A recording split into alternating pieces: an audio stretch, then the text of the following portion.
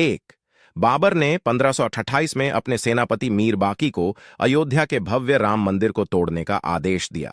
इतिहासकार कानिंघम के अनुसार श्री राम मंदिर को बचाने के लिए हिंदुओं ने जान की बाजी लगा दी थी। 1,74,000 हिंदू वीरों के बलिदान के बाद ही मुगल मंदिर को हानि पहुंचा सके थे। मंदिर इतना मजबूत बना हुआ था कि तोड़ने के लिए तोप के गोलों का इस्तेमाल करना पड़ा। 2. मंदिर को नष्ट करने के बाद जलाल शाह ने हिंदुओं के खून का गारा बनाकर लखौरी ईंटों से बाबरी मस्जिद का निर्माण कराया था। 3. भीठी नरेश मेहताब सिंह को जब मंदिर पर आक्रमण की जानकारी मिली तो उन्होंने बद्रीनाथ तीर्थयात्रा रद्द कर दी और सैनिकों के साथ मीर बाकी से जा भिड़े। 17 दिनों तक चली भीषण जंग में दोनों ओर के असंख्य सैनिक मारे गए। अंत में मेहताब सिंह समेत राम भक्त वृद्ध केहरी भी वीर गति को प्राप्त हुए। 4. हंसवर रियासत के राजा रणविजय सिंह के कुल पुरोहित देवदीन पांडे ने 70,000 योद्धाओं के साथ बाबर की सेना से श्रीराम जन्मभूमि के लिए संघर्ष किया। युद्ध में बुरी तरह से घायल हो जाने के बावजूद अनेक मुगल सैनिकों को मौत के घाट उतारा और अंत में वीर गति को प्राप्त हुए। 5. हंसवर रियासत के राजा रणविजय सिंह को अपने पुरोहित देवदीन पांडे के मृत्यु का समाचार मिला तो उन्होंने अपनी महारानी जय कुंवरी को सत्ता सौंप दी और खुद 25,000 सैनिकों को लेकर श्रीराम जन्मभूमि मुक्त कराने के लिए निकल पड़े और अंत में वीरगति को प्राप्त हुए। 6. राजा रणविजय सिंह के बलिदान के बाद महारानी जय कुंवरी ने आनंद संप्रदाय के महंत स्वामी महेश्वर नंद के साथ मिलकर श्रीराम जन्मभूमि का संघर्ष जारी रखा। स्वामी महेश्वर नंद के नेतृत्व में मठों, मंदिरों और अखाड़ों के असंख्य नागा संप्रदायी, गौरक्षपंथी, दिगंबर, निर्मोही, निर्मले और निर्वाणी साधुओं ने भी शस्त्र उठा लिए।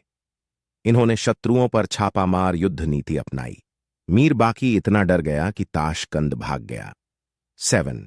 हुमायूं के काल में भी महारानी जय कुंवरी और स्वामी महेश्वरानंद लगातार संघर्ष करते रहे। इन्हें 10वें युद्ध में सफलता मिली और श्रीराम जन्मभूमि 2-3 सालों तक मुगलों से मुक्त रही। बाद में दोनों योद्धा मुगलों की विशाल सेना से लड़ते हुए वीर गति को प्राप्त हुए। 8.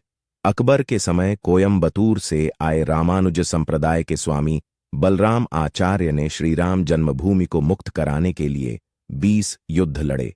बाद में बीरबल और टोडरमल की सलाह पर अकबर ने वहां एक छोटा मंदिर बनाने की अनुमति दे दी। शाहजहां के काल तक उस मंदिर में निर्विघ्न पूजा होती रही।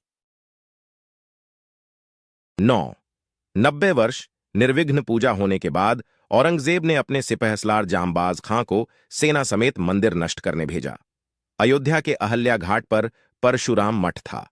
वहां बाबा वैष्णव दास रहते थे। उनके साथ चिमटाधारी साधुओं की एक विशाल शिष्य मंडली थी। इन्होंने चिमटों और त्रिशूलों के साथ मंदिर की रक्षा करी और जांबाज खां को उलटे पांव भागना पड़ा। 10. औरंगजेब ने दूसरी बार सैयद हसन अली को विशाल सेना के साथ मंदिर नष्ट करने भेजा।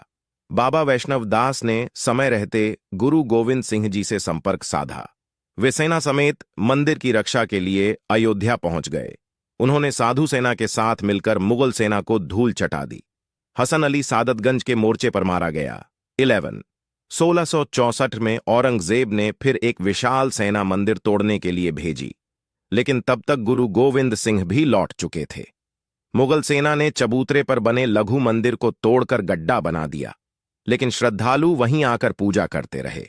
12. अमेठी के राजा गुरुदत्त सिंह और पिपरा के राजकुमार सिंह ने नवाब सादत अली से श्रीराम मंदिर के लिए संघर्ष जारी रखा। हिंदुओं के लगातार हमलों से तंग आकर नवाब ने पूजा और नमाज दोनों की अनुमति दे दी। 13. आजादी से पहले एक अंग्रेज सिपाही अब्दुल बरकत ने फैजाबाद जिलाधीश के नायर के सामने बयान दिया कि 22-23 दिसंबर 1941 की रात करीब 2 बजे उसने मस्जिद के अंदर हल्की रोशनी देखी जो बाद में सुनहरी हो गई। इसके बाद घुंघराले बालों वाले 4-5 साल के एक सुंदर बालक को देखकर हैरान हो गया। थोड़ी देर बाद देखता है कि मुख्य द्वार का ताला टूटा हुआ है और मस्जिद में हिंदुओं की भीड़ एक सिंहासन पर मूर्ति रखकर पूजा कर रही है। 14. राम मंदिर आंदोलन के दौरान मुलायम सिंह यादव ने कहा था कि विवादित ढांचे पर परिंदा भी पर नहीं मार सकता। 30,000 से ज्यादा सुरक्षाकर्मी अयोध्या में तैनात कर दिए। लेकिन कोलकाता के कोठारी बंधुओं ने मुलायम सिंह के दावे की हवा निकाल दी। 23 साल के रामकुमार कोठारी और 20 साल के शरद कोठारी राम मंदिर के प्रति इतने समर्पित थे कि 200 किलोमीटर का रास्ता उन्होंने पैदल ही तय किया था, क्योंकि अयोध्या पहुंचने वाले सभी साधन रोक दिए गए थे। 30 अक्टूबर 1990 को विवादित ढांचे पर सबसे पहले चढ़ने वाला युवक शरद कोठारी था। फिर बड़ा भाई रामकुमार कोठारी भी ढांचे पर चढ़ गया और भगवा ध्वज लहरा दिया।